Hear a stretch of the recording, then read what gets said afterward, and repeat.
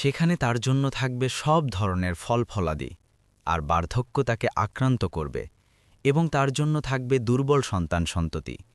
অতঃপর বাগানটিতে আঘাত হানল ঘূর্ণিঝড়, যাতে রয়েছে আগুন, ফলে সেটি জ্বলে গেল।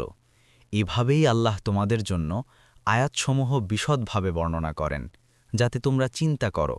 267 হে মুমিনগণ, তোমরা ব্যয় করো উত্তম বস্তু, তোমরা যা অর্জন করেছ, এবং আমি জমিন থেকে তোমাদের জন্য যা উৎপন্ন করেছি তা থেকে, এবং নিকৃষ্ট বস্তুর ইচ্ছা করো না যে তা থেকে তোমরা ব্যয় করবে, অথচ চোখ বন্ধ করা ছাড়া যা তোমরা গ্রহণ করো না।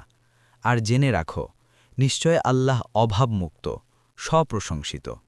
268 শয়তান তোমাদেরকে দারিদ্রতার প্রতিশ্রুতি দেয় এবং অশ্লীল কাজের আদেশ করে, আর আল্লাহ তোমাদেরকে তার পক্ষ থেকে ক্ষমা ও অনুগ্রহের প্রতিশ্রুতি দেন। আর আল্লাহ প্রাচুর্যময়, সর্বজ্ঞ।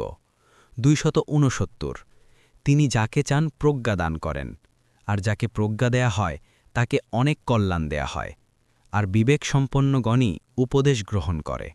270 তোমরা যা কিছু ব্যয় করো অথবা যে কোনো মান্যত করো তা অবশ্যই আল্লাহ জানেন, আর জালিমদের জন্য কোনো সাহায্যকারী নেই। 271 তোমরা যদি সদাকা প্রকাশ করো তবে তা উত্তম, আর যদি তা গোপন করো এবং ফকিরদেরকে তা দাও, তাহলে তাও তোমাদের জন্য উত্তম।